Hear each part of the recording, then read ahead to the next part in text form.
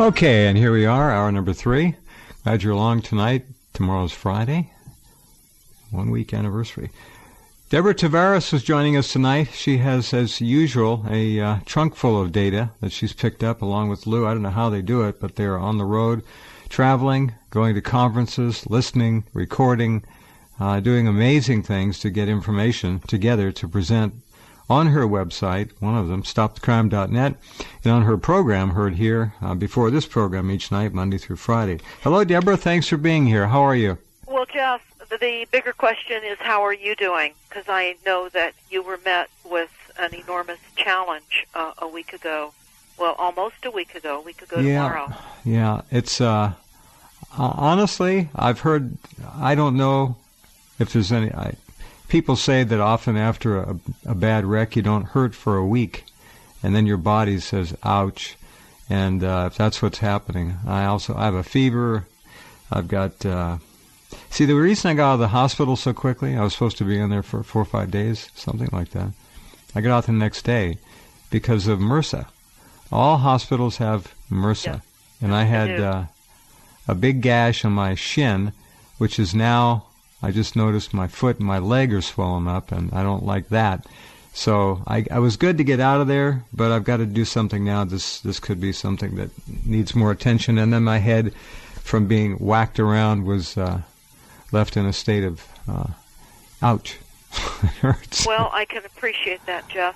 Certainly we know that these deplorable technologies are being used on a more massive scale. In fact, it's so easy to do, Deborah. It's just not. It's 1960s technology. That's exactly right. In fact, I was going to be booking Dr. Rauni Kilde, Kilde. I've heard of her. Yes, an amazing woman. She was actually murdered in February of this year. She talked about microchips, implants, mind control, and cybernetics.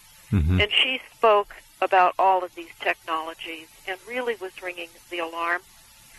She had even gone to a conference that I was able to get some interviews out of in Belgium at the beginning of the year, and had been talking with her until she was murdered. And it was a horrific situation, but all of these technologies are real. And I'm going to just read an email exchange so the listeners can understand. Between you and she?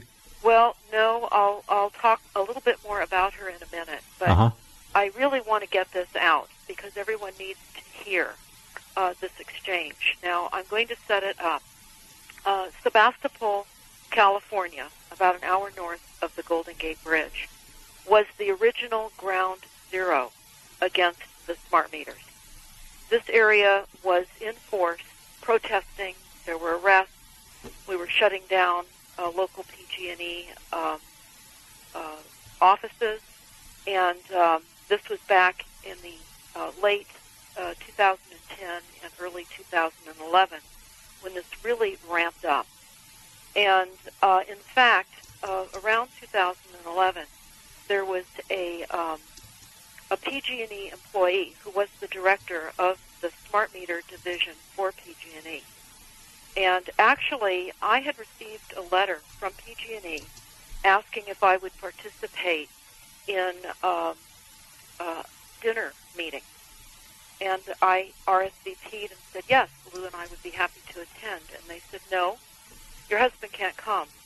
We don't have enough seating. Oh, please. And it can only be you.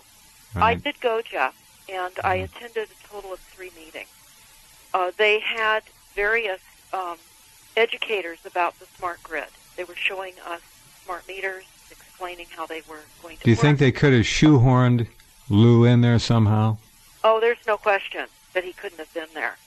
But he wasn't. And so what my main question at the first meeting was, is what would happen if tenants in buildings that property owners own are invited into a class action lawsuit because the illness is generated from all of the increased frequencies, and particularly since owners of properties were not given a choice at that time whether they wanted a smart meter or not. And they brought in an attorney, a PG&E attorney, at the second of the 3 meetings. They said that there was only an hour that he could be there. And he admitted during the first half an hour of his discussion that he really didn't know much about the smart meters. There was a tremendous amount of information that he still had to go over. He spent a half an hour really saying nothing. And I was getting irritated looking at the clock because I realized I needed to get my question answered and asked and answered. So I held up a piece of paper and I said, "Excuse me, but let's just say, for example, that this is a summons that as the property owner of an apartment, we were given, and we're now invited to participate in expending our funds in a class action lawsuit because the tenants are claiming they are now ill. How is PG&E going to participate in the support of a lawsuit in these circumstances?" And he said PG&E would not be liable or responsible in any way, that they were mandated by the California Public Utility Commission. And it was around that period of time that the smart meter director, who was in attendance at the 3 meetings that I participated in, was caught trying to impersonate his identity and get into a Google group that we were all in, communicating about the smart meters, etc. And he was caught, again, lying about his identity. And this ensued in litigation, and ultimately there was a fine. He was fired, and it became quite a several-year lawsuit with PG&E. And I believe, as I recall, it was about a $400,000 lawsuit that ended up getting paid by PG&E. And during that period of time, I and others received phone calls from the San Francisco Chronicle asking how it felt to be spied on by our utility company. And that was just shortly after my arrest. I was arrested on 1/11/11, and I told the Chronicle that this did not surprise me that PG&E was spying on their customers, because that's exactly what the smart meters were doing. And I would not have expected anything short of their behavior, because not only are they spying, they're attaching pulsed microwave radiation frequencies on our home in anticipation of further enhancement with all of the RFID chipped appliances and then the home area network. Sure. That we are all fried in our homes. Right. Needless to say, time went on. Of course, the entire push against smart meters got out of California, fortunately, and other states have been fighting it as well. What we did discover is that the entire opt-out was all part of a psychological maneuver to throw the activists against the smart meters off course, and for those that were outspoken to believe that they were being listened to. And the opt-outs were and always were only an appeasement plan to give people the illusion that the utilities worked for them and that the CPUC worked for us as well. Right. We actually found a document out of the sociology department out of Vanderbilt University that we have on the homepage of stopthecrime.net that talks about how they would socially engineer the utility companies in accepting the smart grid.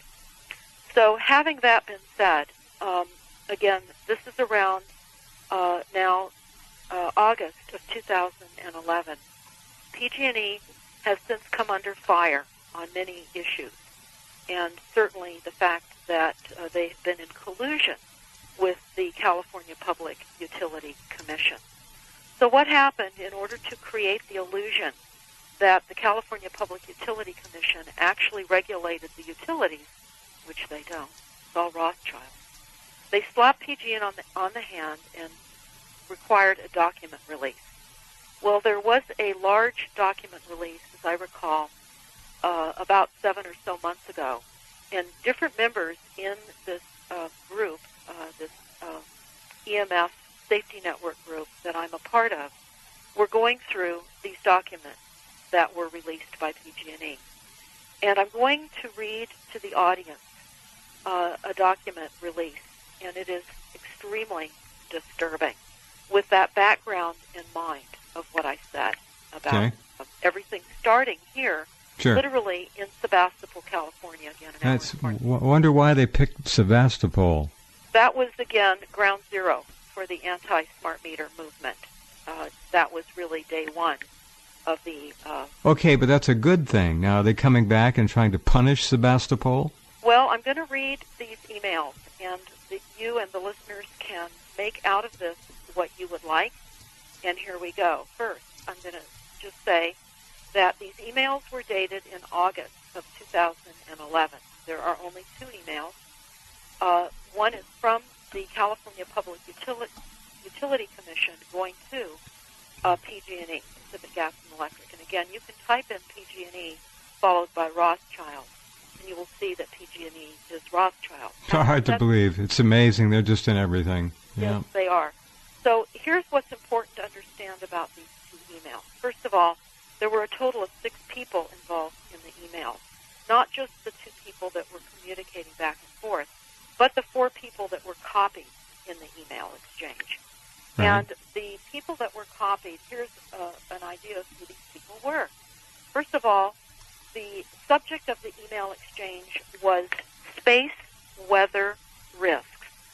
And the executive director of the CPUC was copied, the vice president of regulatory affairs, the CPUC attorney, and the interim director at the CPUC. And then, of course, the 2 people that corresponded directly and copied those 4 people. Here's the first email, again dated August of 2011. This is from the CPUC to PG&E. I assume you're assembling a high-level task force of washed up and never were, yet somehow movie star handsome, former astronaut, to handle PG&E's response to the upcoming damaging space weather. Also, please dribble out one at a time over the next few months all internal memos, lawsuits, PowerPoint presentations, and officer cover-up directives in which PG&E is repeatedly warned about damaging space weather and chooses to do nothing, then has its lawyers blame its customers, a.k.a. Earthlings, for an adverse consequences resulting. Now, keep in mind, PG&E is involved in weather modification. In fact, I was personally on the 16th floor of the PG&E buildings in San Francisco, where they monitor the weather, and they have pulled permits to inject cloud seeding and, of course, more here in Northern California. Here's the second email now in response to that email I just wrote that was from the CPUC to PG&E. Now, this is only within about 10 minutes. Can you talk a bit louder, Deborah? I think we're getting a little low. There we go. Now we're there. Yeah, this is only about a 10-minute delay before there's an answer back from the CPUC email from PG&E. This is now from PG&E. Just a reminder, we are the first to propose a solar generator in space that will beam RF waves down to a receptor site and convert it to DC current. We have changed our receptor site from the Mojave Desert to Sebastopol, California. Now, this is a very alarming. I sent this email exchange to some higher-ups, and I received some responses to this email and what they believe is meant. And this is the first comment response to this email exchange. I consulted with a top expert, a man who was a high official in an American electronics company with a classified job and deep knowledge about these matters. I have been able to come up with the following. This system is set of orbital sun collectors which will concentrate sunlight and convert it to microwaves and send it down to a station to generate power. It, however, could be used by aiming to any target below within a certain radius to completely destroy all human life slowly in a large city. Very dangerous, unneeded means of generating power now that we have so many free energy means available. Obviously, most energy providers are associated with and under the control of the U.S. government and Intel. Here's the second comment to this email exchange. I agree with your assessment. This email exchange dated 2/11 is indeed very disturbing. I submit it is merely a wisp of the smoke from a recently fired gun, the visible tip of a very dangerous iceberg. I strongly suggest you immediately file a series of Freedom of Information Act requests targeting both the CPUC and PG&E in order to hopefully get a fuller picture of this complete iceberg and what has transpired concerning this to date. Okay. You, as a California resident, have every right to know what your public utilities are doing with your rate dollars.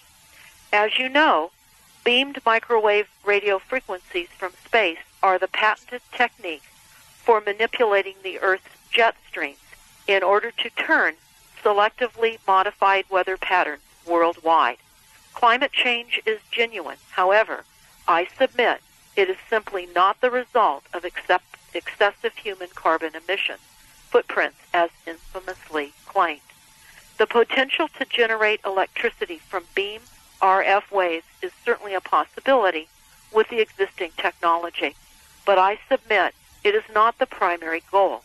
I submit the necessary outer space RF generators are already in place and have been functional for at least a decade and a half.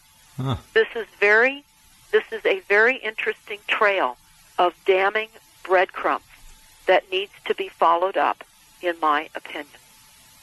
Then I have another comment, and this is interesting.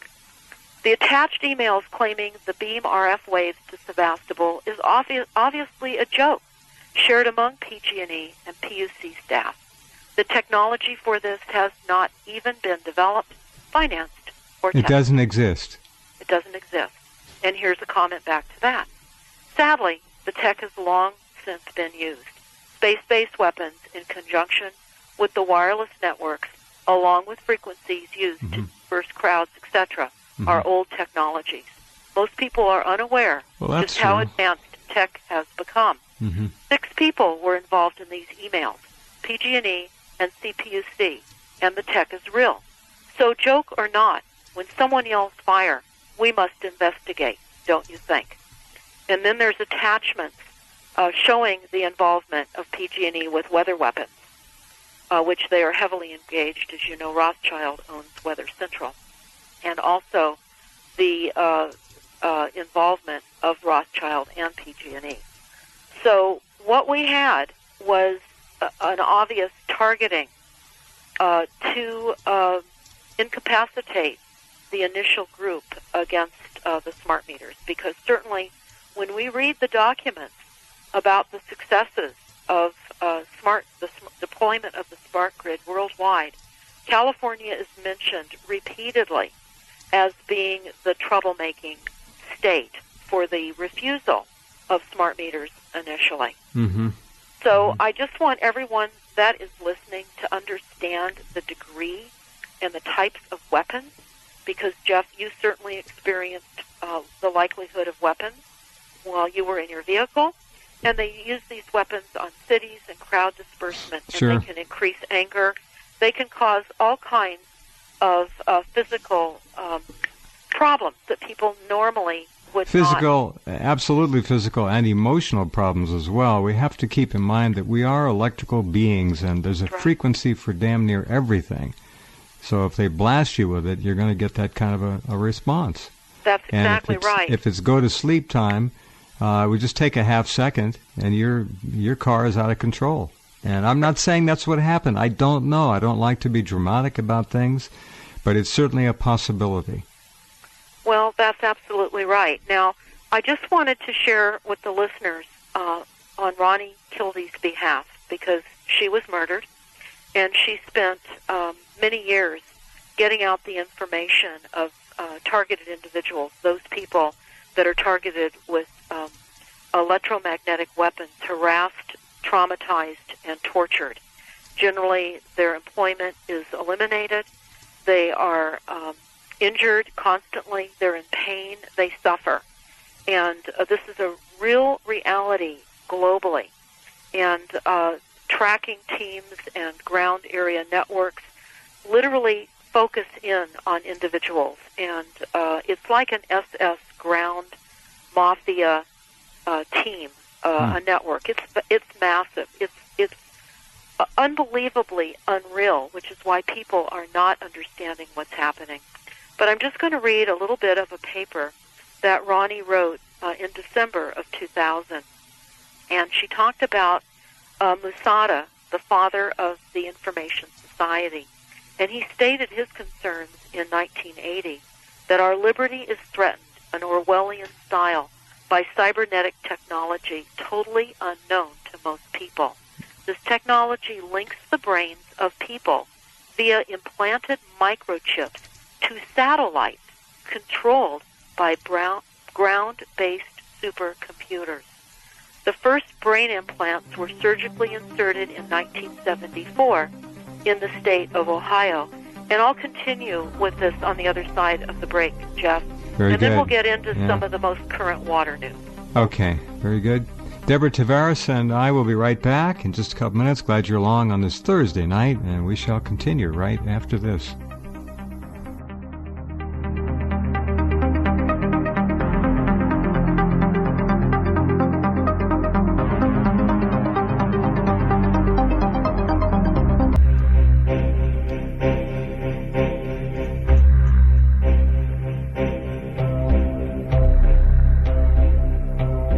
Okay, I'm back with Deborah and talking about things that most people would never believe, but they're all true.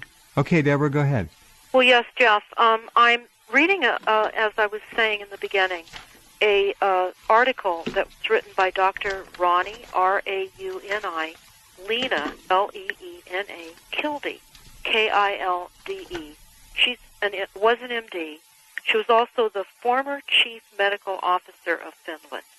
So I think people need to understand the clout that she had in Finland. And chief medical officer of the country, the government of Finland. That's correct. All right. And so it's important for everyone to listen. If you want to look up any of her articles, I would certainly encourage it, because she was a brilliant woman and gave her life to get this information out.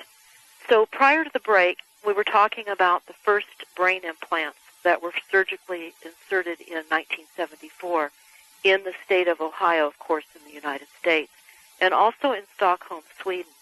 Brain electrodes were inserted into the skulls of babies in 1946 without the knowledge of their parents.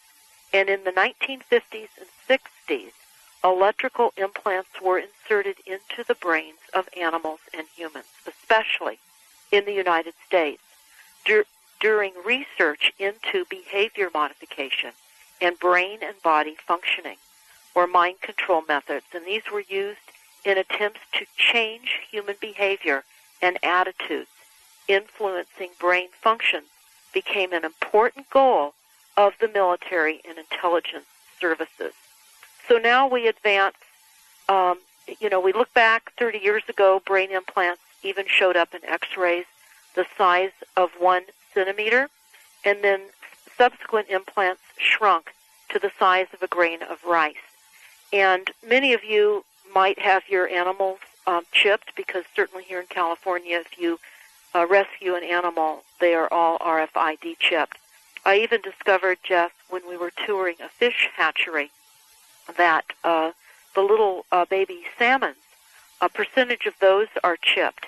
And when I asked how do they pick up the signals during the migration of the fish. And that's hard to believe. I believe you, but I mean, yeah, they're pinning some of these tags in little fingerlings. The little babies. Yeah. Yes. And when they release them, they're tracking and monitoring them. And I asked them, where are they picking up the signals on the migration of the fish with these tracking devices? And this is in the instance of the Russian River, which is a river that runs fairly close to Bohemian Grove on out to the Pacific Ocean here in Sonoma County. And I was told that they're putting devices on either side of the banks. They're hidden where they can monitor the fish. Well, I think it's important for everyone to understand the degree of the reality that we have a de facto government structure, and we, in fact, are the enemy. I think we can now realize that. I certainly hope people are starting to realize that. I have known through my life people that have attempted to escape out of European countries during war, and typical routes are through waterways and streams and culverts, etc. In the case of Cuba, people would attempt to swim from Cuba to Guantanamo. Little did they know they would not have wanted to have been successful in going to Guantanamo, but few made it. But having said that, waterways were a very common method of escape. And it's interesting that with the increasing intention and the fact that many people are likely RFID chipped unwittingly, they just don't know it. In fact, this was certainly discussed back during the time of John Glenn, and he was talking about the fact that in January of 1997 there was an initiative with U.S. Senator John Glenn about the dangers of radiating civilian populations and targeting people's brain function with electromagnetic fields and beams from helicopters and airplanes and satellites, even from parked vans, neighboring houses, telephone poles, electrical appliances, mobile phones, TV, radio, etc., is all part of the radiation problem that we all face. So when we look at the expansive mind control network that has been set up over many, many, many, many decades, and that has been a goal, total mind control, and we look at some of the documents, Jeff, that we have posted on our website. In fact, one of the documents that is really important for everyone to take a look at, it's on the home page, but you can also type it in the search bar at the top of stopthecrime.net, Aquarius Operations Briefing. And this was actually given to us through Dr. Preston James. And it talks about the planned chemical sedation of the population and then the use of radio microwave frequencies for mass mind control. And it specifically talks about how over many, many years we would be poisoned with chemicals. There would be a polypharmaceutical saturation, and that's already been achieved. And that's been ongoing for the past 20 years. And then there would be the introduction and exposure to everyday use of public water supplies that are poisoned and airborne pollutants. In other words, the full array of the poisons that we've already been seriously saturated with, and then how the increased use of frequencies would work in tandem with the saturation levels of the poison. And it would literally turn a person into an assassin. It would take over their mind. Again, this is the Aquarius Operations Briefing. It's about a 50-page document. The last few pages shows cell phone towers and other methods in which these frequencies would be used upon the population. But Rauni Kilde talked about how today's microchips operate by means of low-frequency radio waves that target people. Yep. And with the help of satellites, the implanted person can be tracked anywhere on the globe. I can tell you, Jeff, right now, many people are buying frequency equipment. They can be as much as $20 up to $300. What do you mean frequency equipment? Well, you run it over your body, and it will literally it's a alert reader. you whether you've been biomedically implanted. Got it. Yeah. Yes. That's going to become something rather important for I'm sure it people will. to obtain. I hear us going into I a hear break. music too. Hold and on. then I want to get into the water situation quickly. All right, very good. Stand by. We'll be right back.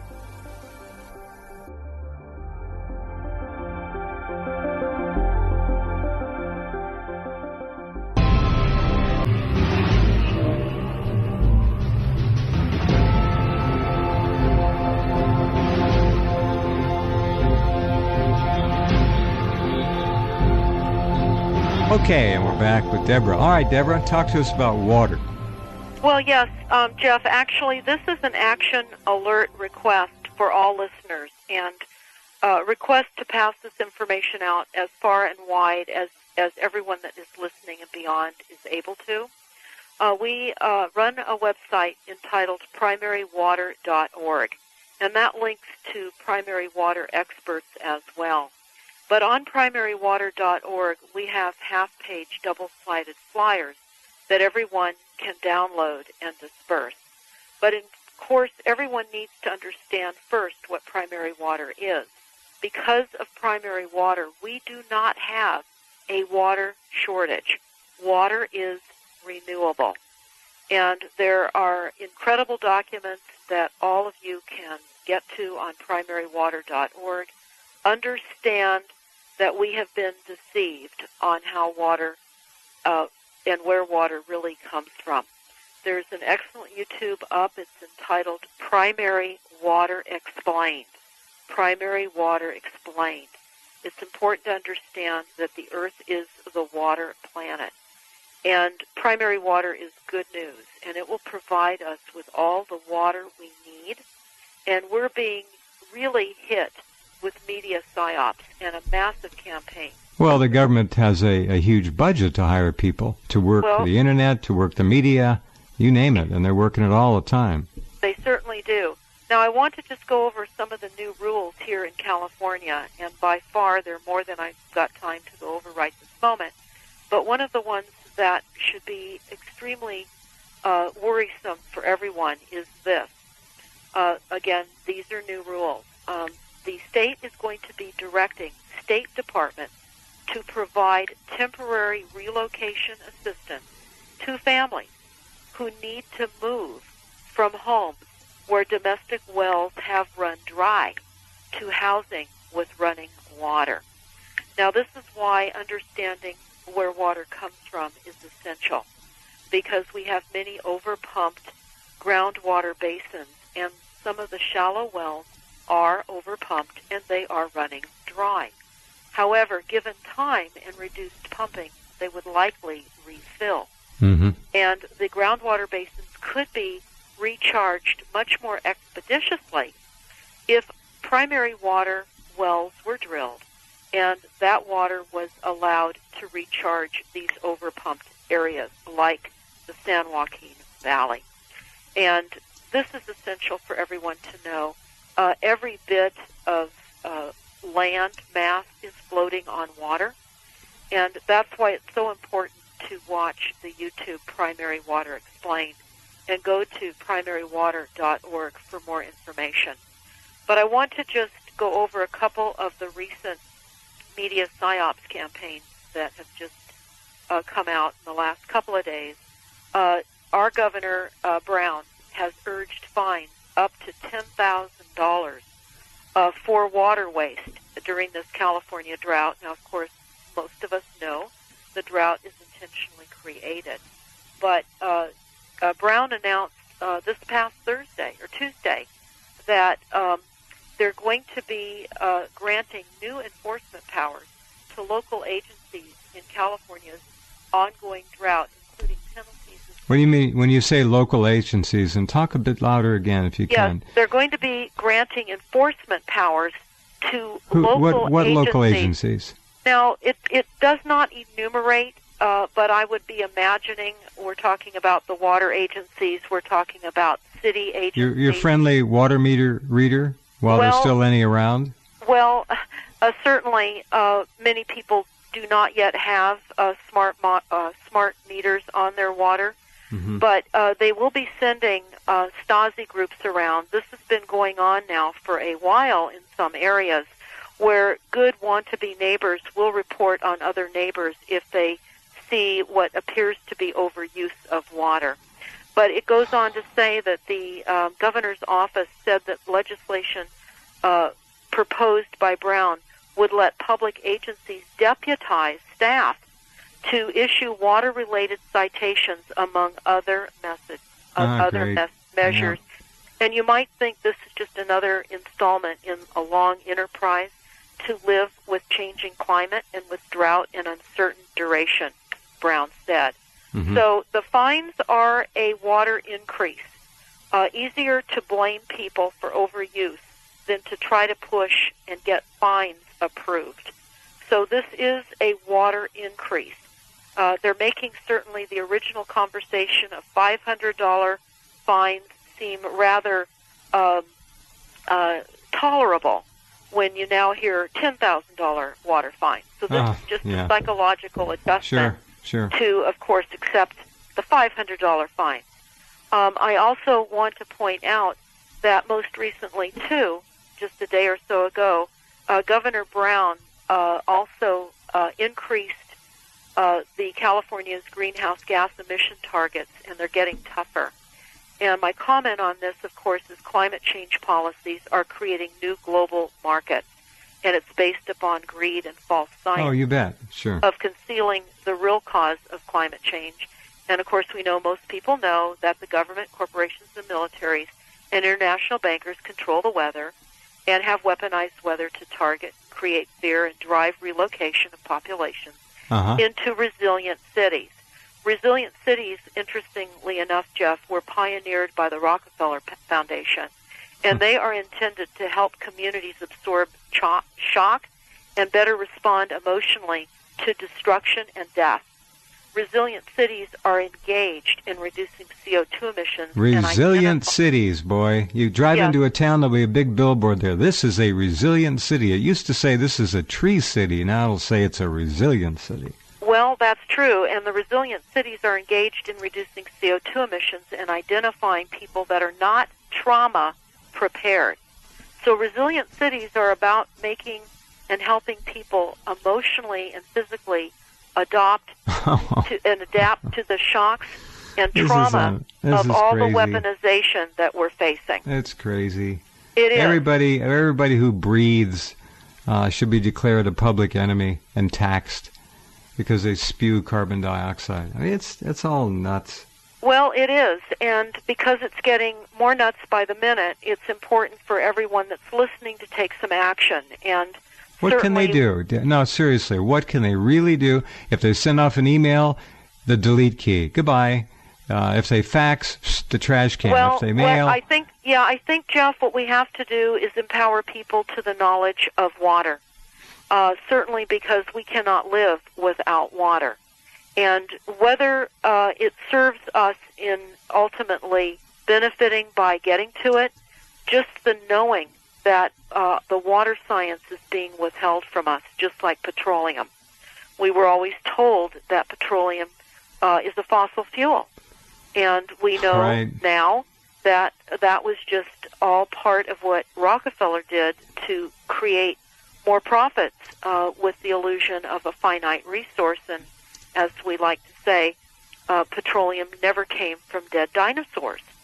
So just as water is now the new peak oil, it's now the new peak water, and that's not true. Mm-hmm. And while those of us that understand this are still alive, we must spread this information far, far and wide, because the water surfaces many places all over the planet in hot and cold springs.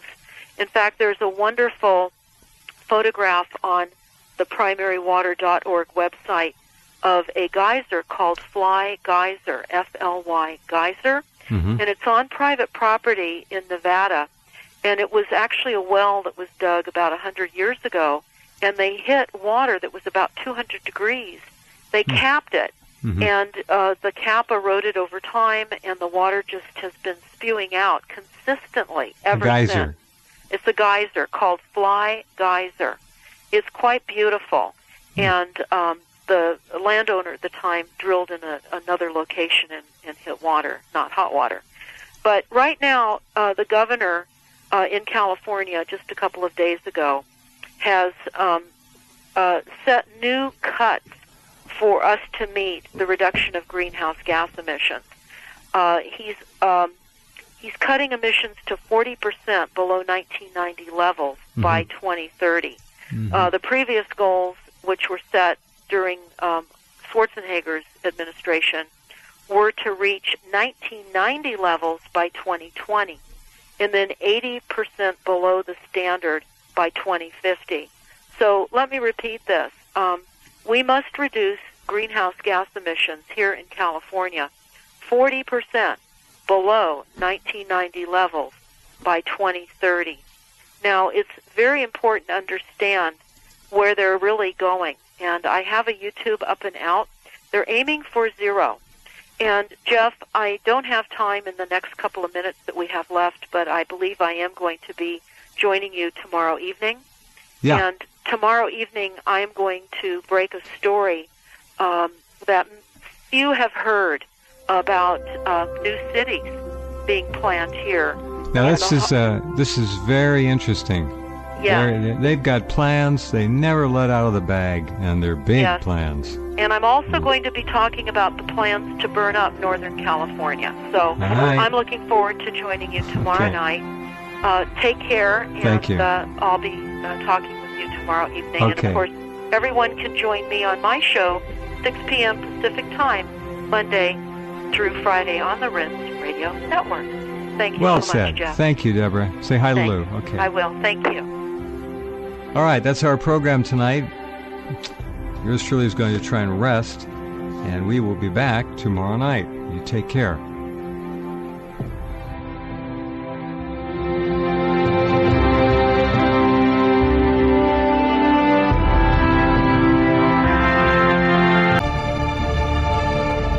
Okay, and let's get right back to it. Hour number 2 tonight. That music is not working. It sounds mucky, muddy, doesn't sound clear and sharp for some reason. We're going to have to see if we can get a better version of that. Latest from the California Drought. Yeah, it's still there, and it's warming up, and it's going to be even worse this summer. That's the word. California's drought is making its dying inland sea even more toxic now. The Salton Sea. Many of you know about the Salton Sea. So the ramifications of the created drought are extraordinary, and they're not going to slow down. They're going to continue to compound and become worse and worse. But that's the plan.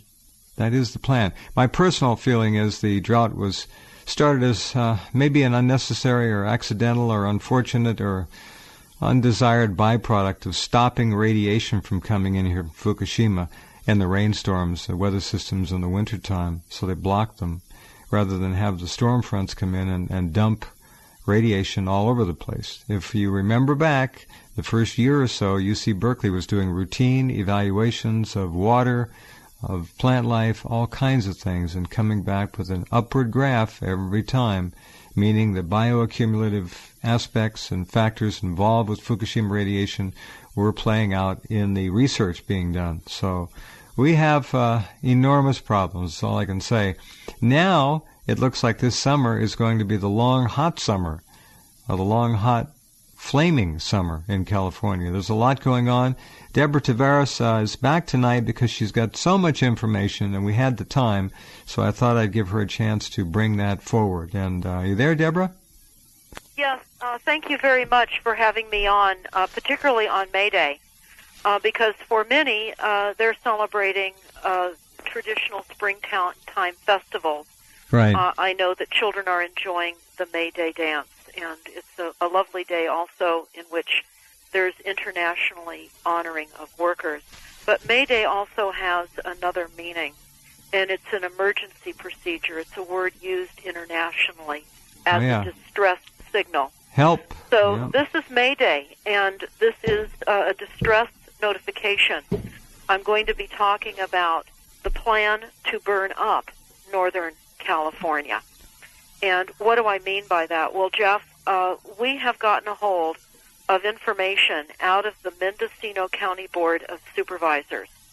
And I'm going to go over this because people will understand what is occurring here are likely similar tactics that are happening in other states as well. How did you get the data, Deborah? Well, I'm involved in a rural volunteer fire department advisory meeting right now here in Northern California, in that the fire departments are going to be squeezed out and consolidated in the rural areas, which here, of course, and everywhere else, because of the weaponized policies of climate change, are reducing emergency services in areas that are considered sprawl. And country and rural areas are considered sprawl.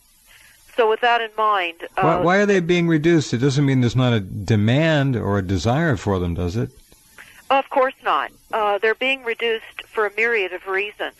And it's really quite sinister, because what we're seeing is collectively the fire departments across the state having all of the same problems. Now, this was all planned. Generally, the fire chief's concerns, and we're talking about many fire zones, lack of funds, increasing laws and regulations that are being imposed upon them, diminishing younger firefighters. In other words, they're not getting the younger volunteer forces that they had been in the past, and costs for emergency calls are not being covered, as well as emergency aid outside taxing districts.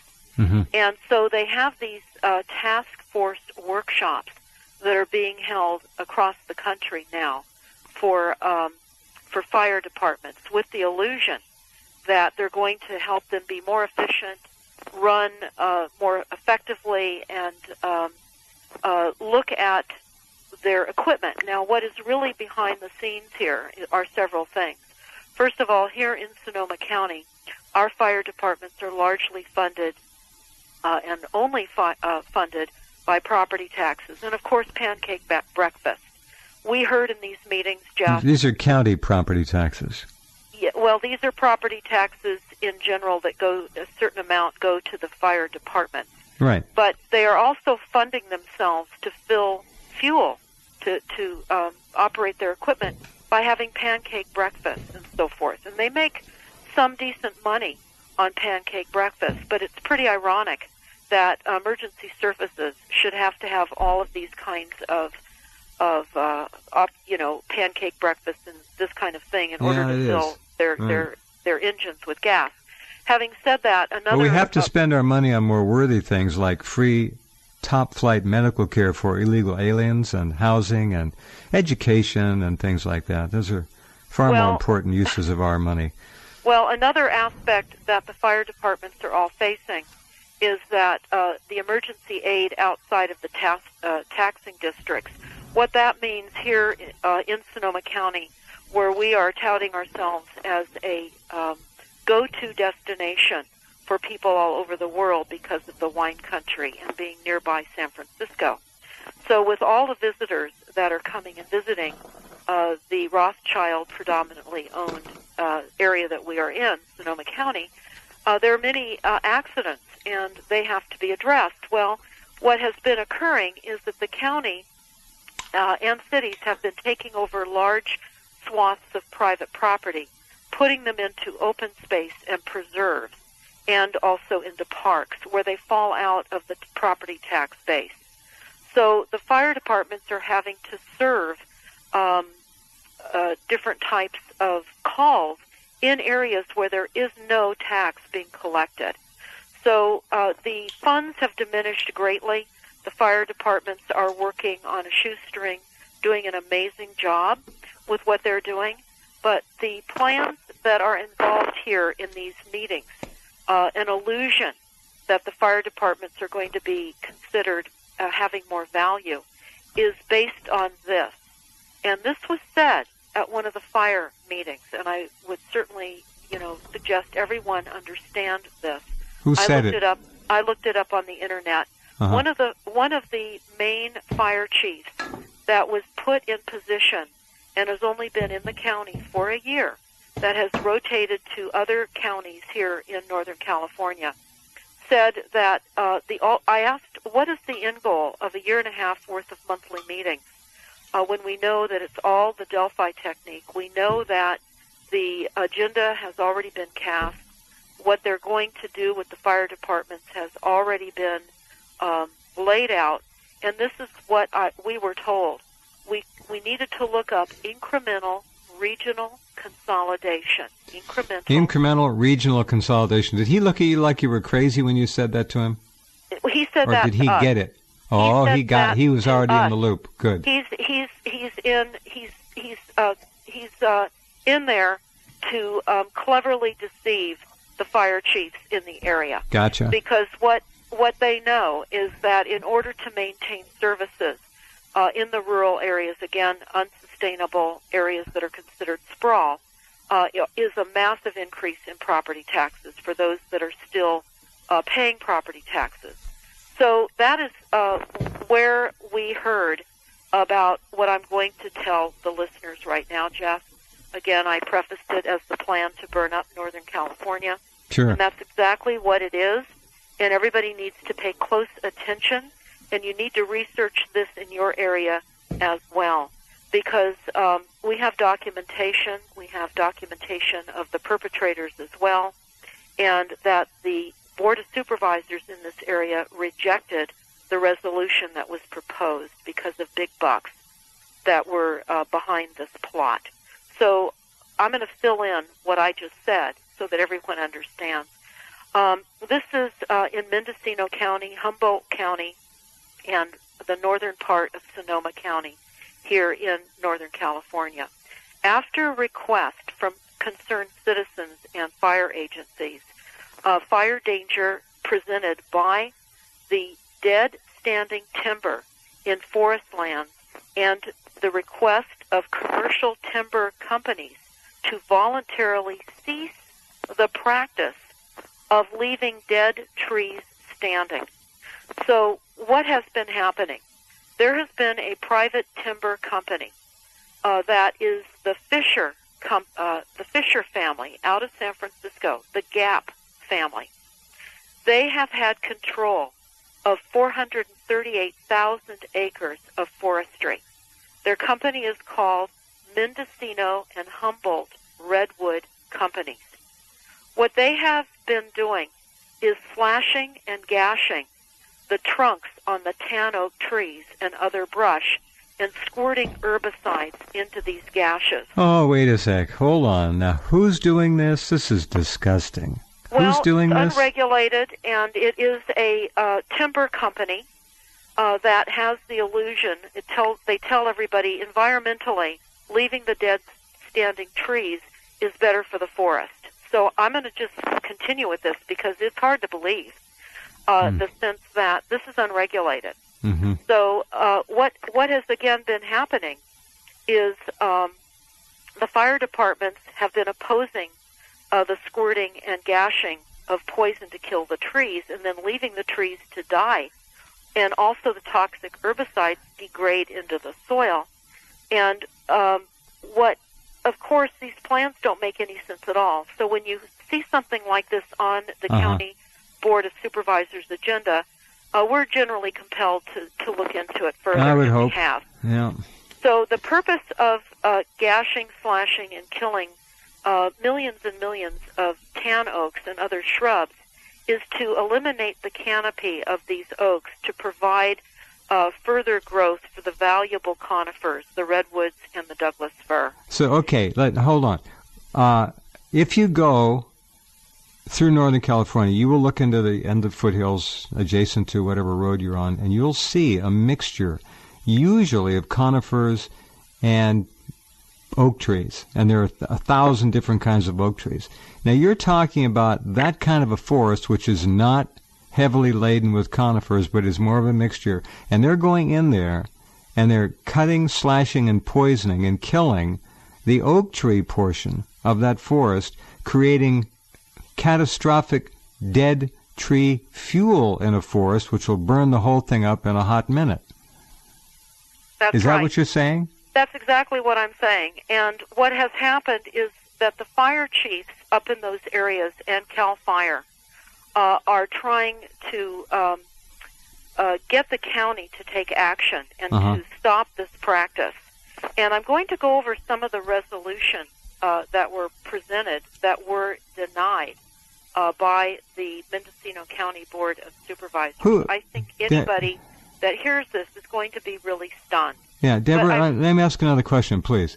This bothers me because I look at hillsides like this often. Whose idea was this, and why are they doing it again? Is that your big punchline here down the road? I don't want to spoil it, but I don't get it. Why kill trees in a mixed species forest? It makes no sense to me. I don't get it. Well, again, they state the purpose is to eliminate the canopies that the oak trees infringe upon the ability for the conifers to get the sunlight necessary for growth. So in order for the more valuable logging of conifers and fir, they're eliminating the tan oaks and other shrubbery. And they have used thousands of gallons of herbicides to kill these trees. And the fire chief up there said that there is an average of about 1 million trees that are killed on an annual basis since 2012. This is done by hand? I'm not certain of the process. I would imagine to gash and squirt. They'd have to. And squirt. It would have to be done by hand. They don't have drones to do that yet. I mean, they must have crews out there that just work enormous areas. Well, this is, again, a private timber and logging company that's owned by the Fisher family, the Gap family. And they are prevailing over the concerns of the residents and the fire chiefs and CAL FIRE up in this northern area of California. And so what we see, and we have been told, that the fire chiefs are anticipating this year to be one of the worst fire seasons they've ever had to potentially face. They say because of the reduction of ground moisture, the reduction of fuel moisture, and dependent on the ambient humidity, they're going to be fighting massive fires. And, of course, with these toxins and herbicides that they're using, which do include Roundup, by the way, these firefighters are breathing all of these poisons. So for all of the listeners, you need to look in your areas. Look at the privately owned timber companies. Do some research as to who these companies are, because we discovered that the Fisher family has affiliation with giving big, big bucks to climate policies. And, of course, we know that these are the climate policies are weaponized policies of mass destruction because it's all based on falsified science. So any grants that are coming out of this, the family donations, which they donate hundreds of thousands of dollars on an annual basis to climate change programs, and they have a organization called the Pisces organization. This family is Luciferian, and they're going against what the fire chiefs in that area are requesting and what the neighbors are requesting. And this is diabolical. And here is one of the letters that was going back and forth from the county, and this is just a portion of one of these letters. They talk about the unmanaged tan oak can pose a challenge to forests whose wish to rebalance the forest towards redwood production due to bottom-line cost analysis. A method known as hack and squirt is locally employed to kill off the unwanted species by hacking into the tree trunk and injecting poison. The herbicide use is outside the scope of fire concern, but I've come to understand that the practice involves leaving the dead trees standing. Attached is an aerial photograph showing us just how many dead trees are now standing. I have raised concern to the Mendocino County Board of Supervisors and CAL FIRE about the predominantly dead forest impacting fire risk. But oddly, most responses have been of the form, your area is already a high fire risk, and dead trees burn the same as live trees, end quote. The fire chief says, in my experience, dead, seasoned wood burns more efficiently than green wood. And intentionally dead forest in decay is a fabrication of fuel ladders, a pattern of vegetation that allows a fire to climb up from the forest floor into the tree canopy, where it is more challenging to suppress. Now, they went on to talk about how they focused on trees killed using the hack and squirt method and the exact poison, which they listed the poisons, the name of some of these poisons. The County Board of Supervisors had a resolution to consider at this meeting, and the resolution in and of itself speaks largely, because this resolution says as follows: whereas the 2005 Cal Fire Community Wildfire Prevention Plan, the last such plan written, this is in 2005, designated much of the county as a risk for wildfires, and whereas Mendocino County has approximately 1 million acres of commercial forest land, and whereas such standing dead hardwoods present a fire danger, threatening the health and safety of the county residents, and whereas there is current regulation of practices of leaving intentionally killed hardwoods standing, nor are there any requirements that such trees be downed and or removed to reduce fire danger.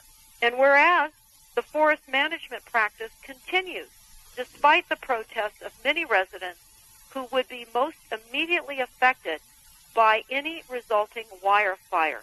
Whereas the Board of Supervisors is extremely concerned about the fire hazard presented by dead standing trees. Then they said, now therefore be it resolved that the County Board of Supervisors request that the commercial timber companies on a voluntary basis immediately cease the practice of leaving intentionally killed trees standing on their property pending the completion of an independent fire danger analysis for a period not to exceed 6 months from this date. This resolution was not approved, Jeff. They Can't denied imagine it. why not. It's standing as it is, dead trees, and they're of course killing the trees every single day. And the fire department. It's hard to believe. I didn't know anything about this. Well, this is why it's important to bring this information to the forefront, because we have large conglomerates under the guise of environmentalism that is and are threatening the livability of people in the rural areas. This is definitely a way in which to reduce the population in the rural areas. Question. There's so much, they're making such an abundance of fuel for potential future fires that nobody will have a chance. This is an enormous issue. Those trees should be taken out of there. The hardwood should be used. I don't know if it can be now that it's poisoned and toxic, but there's a demand for oak. I don't get it. And if you do kill off the oaks, that doesn't necessarily guarantee that the conifers are going to be able to get up through them. Well, that's true, but I have something even more interesting on behalf of the owner of the logging company or the timber company when we get to the other side of this break. Very good. I think you'll be stunned at this. Well, I'm already sickened. Okay, back in just a minute. Hold on.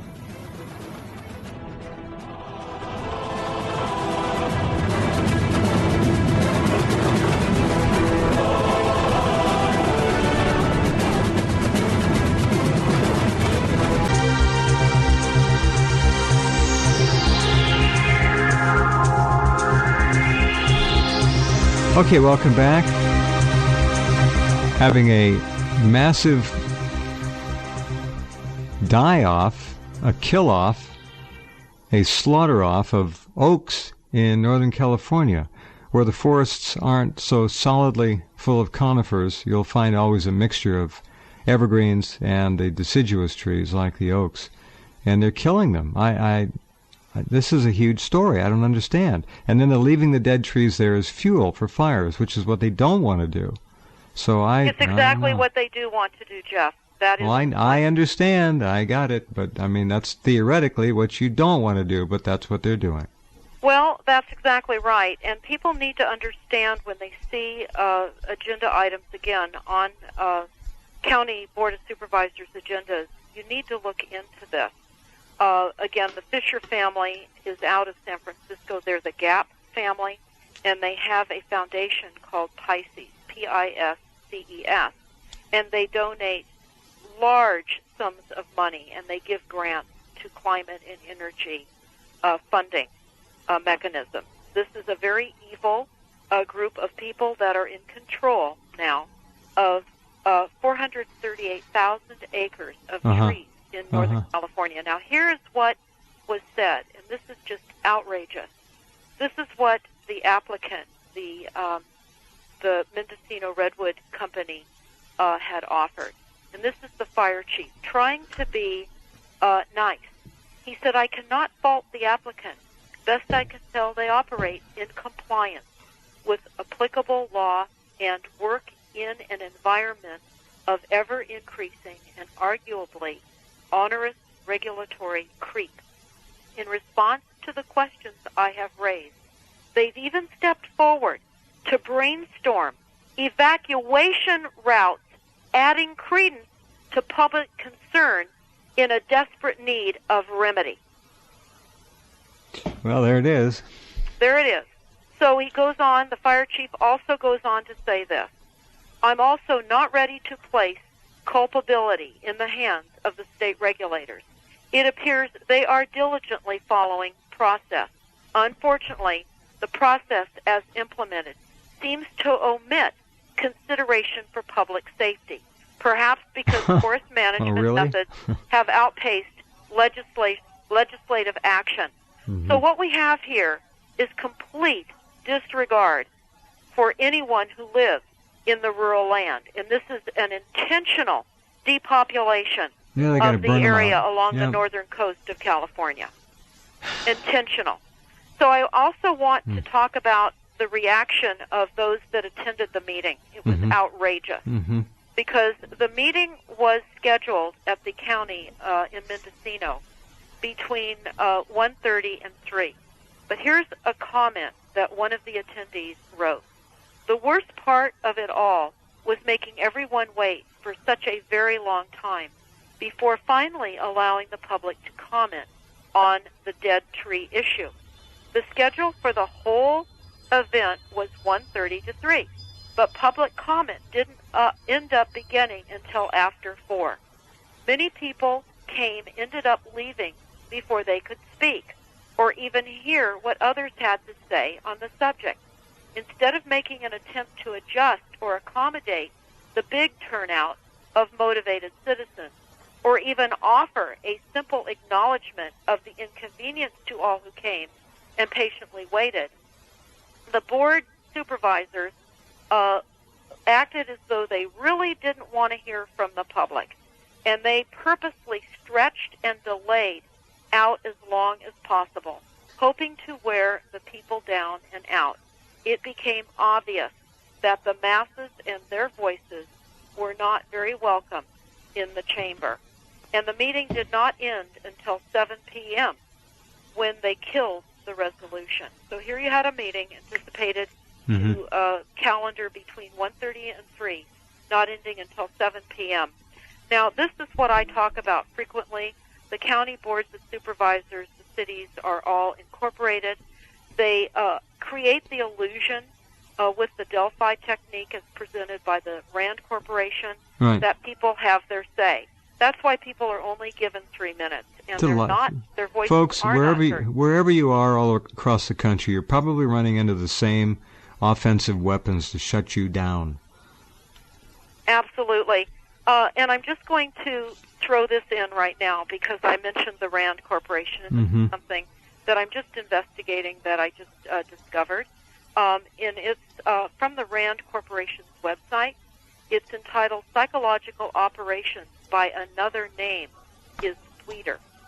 The Department of Defense has decided to change the name of military psychological operations, PSYOP, and it is a good thing. Make assertions despite concerns about the name change raised by others in Small Wars Journal. That should be an interesting journal. What's the new name? The new name is, the acronym is MISO, M-I-S-O, and that means Military Information Support Operation. All right, that's a PSYOP now. Yes, it is. And the reason that they're doing this is the psychological operations are no more than messages and broadcasts aimed at changing the opinions and attitudes or behavior of foreign countries, officials, or troops. And they have come to have a sinister connotation in the minds of U.S. citizens and policymakers. Well, I wonder why. Yes. The very term PSYOP summons dark thoughts of mind control, lasers, dastardly propaganda, or deception. Well, the Rand Corporation, again, has created the Delphi, or part of the extension from the Tavistock Institute, by bringing forth the Delphi technique, again, the method in which people are given the illusion that meetings are for them. They're not. And the Rand Corporation was also involved in the report from Iron Mountain. And I would recommend everyone watch the YouTube that we have up entitled Water Wars, Stealing Water for Profit and Power, and understand that a large portion of the report from Iron Mountain was to determine the optimum levels of destruction of life, property, and natural resources on the possibility and desirability of peace. Now, this is where doublespeak and wordspeak comes in. This is where what they just said, murder, the optimum levels of murder, destruction of life, and the destruction of property and natural resources, and then they end all of that by the desirability of peace. We are being tricked by weaponization of language as well. And I have another story that I would like to disclose in the remaining time I have left. It's a huge story as well. Okay. And I'll talk about that when we get to the other side of this break. We shall do it. Stand by.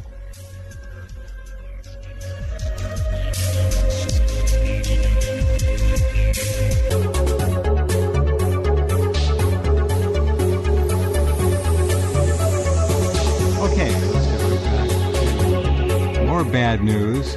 I keep hearing these things, and have for the last several years, with Agenda 21 coming and poking its head around the corner first, and all these things following, and they get crazier and crazier. Go ahead.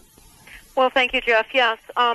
Again, this is May Day, and this is a May Day alert to listen to the stories that are emerging that we're finding, and they're going to be emerging in your town and in your state and all over the world. We're in a warfare of attrition. It's a scientific warfare. And what that means is attrition warfare seeks victory through the accumulative destruction of the enemy's material assets by superior technologies. And it is the continuous, sustained attack and pressure. Another aspect of this warfare involves what smart cities represent. Smart cities are the corralling of the people into prison zones, because keeping in mind, smart cities are based upon the idea that we must reduce greenhouse gas emissions. That is fraudulent science.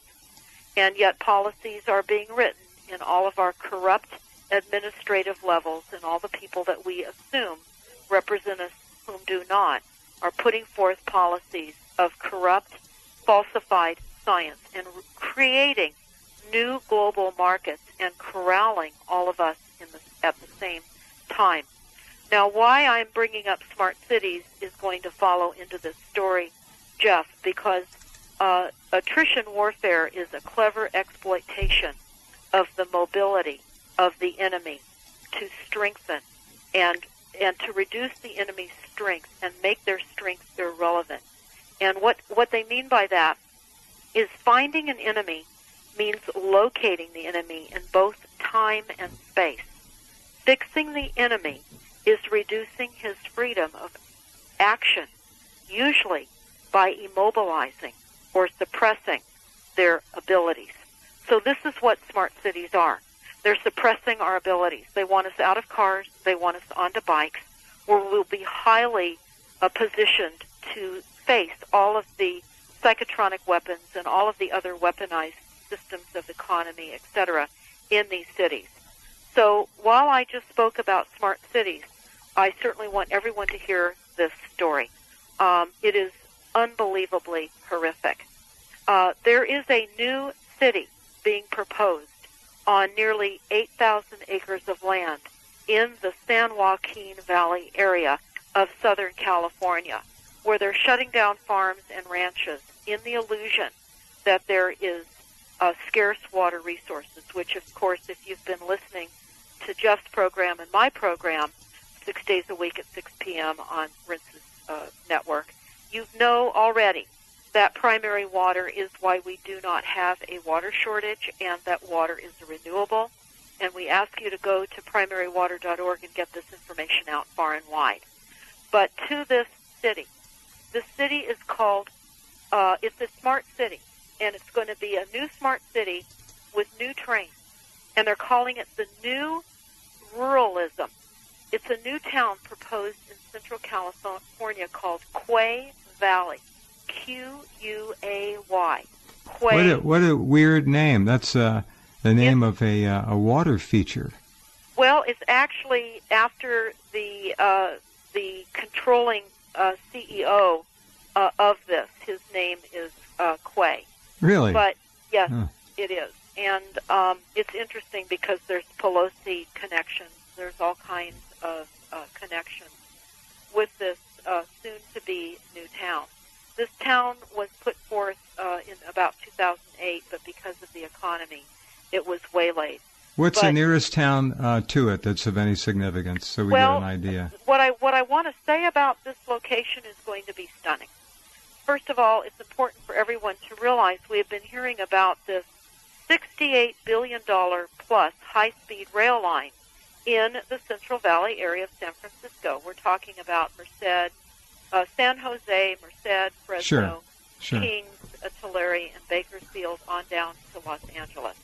Well, this train was approved, the cost, and they've started construction even though they don't have enough money at this time to build it out. But it will take people from Los Angeles to San Francisco in less than 3 hours with speeds of over 200 miles an hour. So what's extremely interesting is that this rail system goes past and nearby this Quay town, Q-U-A-Y town. So projected population? Well, the Quay town originally wanted to build 150,000 single-family homes, but in order to be more appealing to Kings County, they chopped it down to 25,000 homes with 75,000 people.